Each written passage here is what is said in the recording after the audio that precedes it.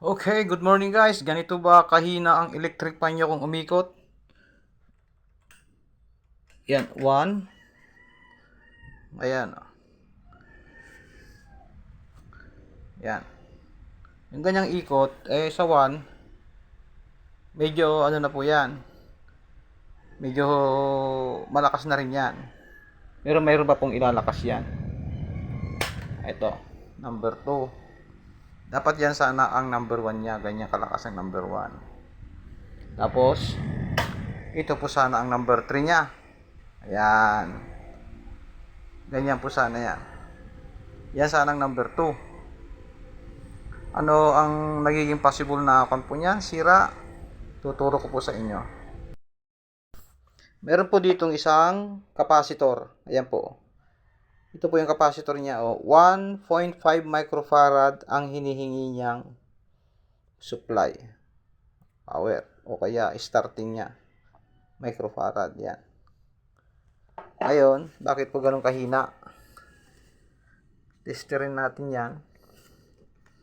Gagamitan natin po ng tester. Ito po, lagyan natin sa microfarad. Ayan.